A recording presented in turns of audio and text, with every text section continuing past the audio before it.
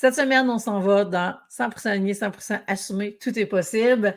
Et je vous pige une page et on s'en va au niveau des blocages. Alors, très intéressant de parler des blocages aujourd'hui.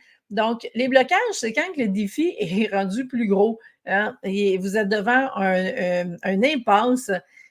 C'est pas juste là, il y a une, je sais pas moi, il y a une roche sur votre chemin. C'est vraiment il y a vraiment un tronc d'arbre, OK, qui vous empêche de passer.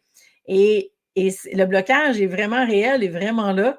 Et vous n'avez pas ce qu'il faut pour être capable justement d'enlever ce blocage-là. Et c'est dommage parce que on est confronté à des blocages souvent. Et la seule façon de sortir de là, c'est de développer les compétences qu'on a besoin, c'est d'aller chercher des nouvelles stratégies, d'aller chercher des nouveaux outils. Donc, si on regarde dans notre coffre puis on n'a pas l'outil qu'il faut pour être capable d'enlever le tronc d'arbre, on a besoin d'aller chercher la bonne personne, d'aller s'inscrire à une formation, de se faire accompagner et d'aller chercher les outils qu'on a besoin pour être capable de justement surmonter ce qui est là. Alors, si on peut faire une distinction avec l'épreuve, parce qu'il y en a qui vont peut-être se poser la question, l'épreuve, elle est subite, OK? Souvent, il va y avoir une perte dans une épreuve. On va perdre quelque chose, on va perdre un être cher, on va perdre un emploi. Alors que le blocage, c'est on arrive, puis c'est bloqué là.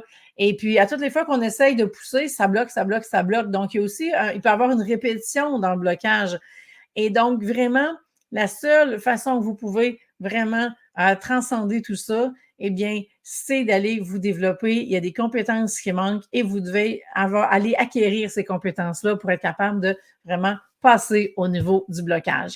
Alors, pour en savoir plus, je pourrais, oui, vous dire 100% aligné, 100% assumé, mais j'ai envie, et c'est la première fois que je fais ça, de finir en vous disant, allez aussi dans c'est quoi ton plan, parce que le deuxième pilier de la pyramide stratégique, c'est le développement des compétences et c'est ce que vous allez avoir besoin.